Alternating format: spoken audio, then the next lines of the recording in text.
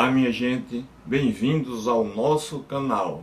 A série Relíquias e Nostalgia nos traz, no episódio de hoje, um pouco da história do passa-disco e da radiola. A premissa principal do presente vídeo surgiu a partir de uma antiga radiola do meu pai, na qual ouvíamos aqueles velhos discos de vinil e discos de cera. Antes de começarmos, vamos fazer uma viagem na origem dos aparelhos fonográficos.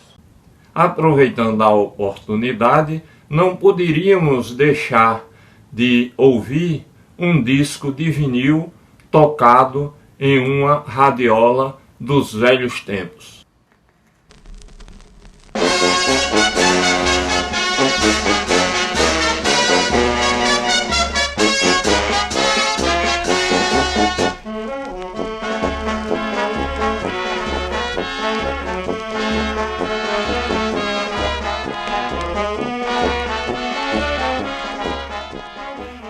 Muito bom, muita saudade daquele tempo.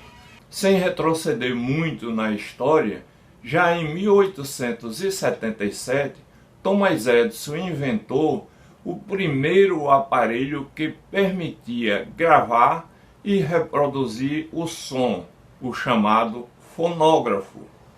As gravações eram feitas em cilindros confeccionados em folhas de estanho, e com o auxílio de uma agulha, o aparelho lia as gravações e emitia o som. 2 anos depois, em 1879, Graham Bell aperfeiçoou o invento do Edison, na tentativa de tornar o aparelho comercialmente viável. Conseguiu desenvolver um novo aparelho, o chamado gramofone, com cilindros removíveis que possibilitava a sua comercialização independente do aparelho, tornando assim mais acessível. Percebendo o avanço do concorrente, Edison voltou para o seu projeto e criou cilindros a partir de uma mistura de cera e papelão, bem mais baratos que os cilindros de estanho, viabilizando comercialmente o seu invento. Em 1888, Emil Berline inventou o gramofone, que servia para reproduzir discos planos, diferentemente da técnica do Edison e do Graham Bell. A sua evolução deu origem aos discos de cera e vinil. Os gramofones e fonógrafos foram evoluindo até chegar aos aparelhos chamados vitrolas e passadiscos. Voltando ao objeto do nosso vídeo, vamos falar um pouco sobre a radiola da marca Hotpoint, que a estas alturas, nos anos 50 e 60, já reproduziam os discos em vinil e discos de cera.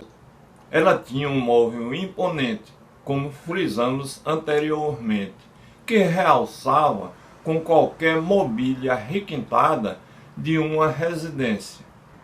Esse aparelho vinha equipado com um passa-disco de 3 velocidades, 33, 45 e 78 rotações por minuto, além de um rádio que funcionava nas frequências de ondas médias e curtas, e com uma boa antena caseira ouvia-se até a BBC de Londres e outras emissoras estrangeiras.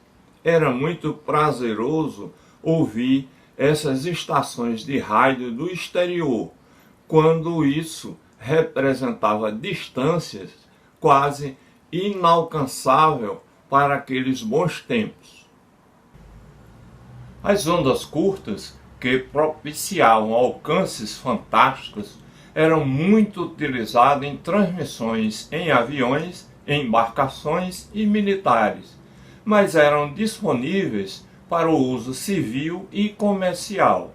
Na década de 60, a 1970, as radiolas tinham designs muito arrojados, como falamos anteriormente, cujas peças serviam também para decoração de interiores.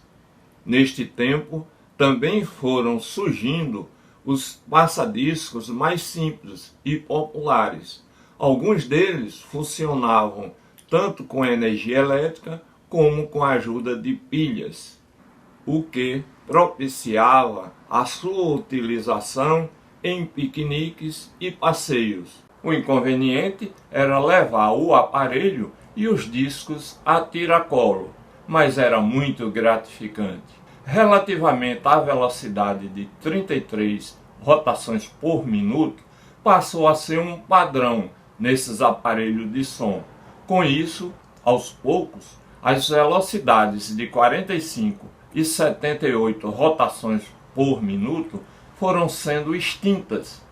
Com o advento das fitas magnéticas, surgiu então os gravadores ou os reprodutores de fitas cassete.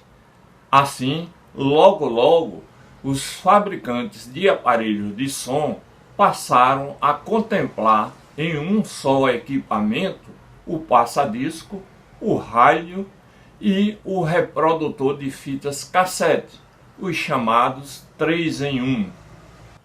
Na década de 1980, quando apareceram os primeiros compact discs ou os CDs, que foram a verdadeira revolução, aos poucos os passadiscos e radiolas foram sendo deixados de lado, principalmente em função da praticidade do CD e da alta qualidade do som. Apesar disso, nos dias de hoje, os saudosistas já buscam no mercado aparelhos mais sofisticados, que reproduzem e gravam para a mídia digital o conteúdo dos famosos bolachões. Assim, pessoal, fizemos esse rápido tour na evolução dos equipamentos de som e muito em breve estaremos apresentando para vocês um vídeo exclusivo sobre os bolachões.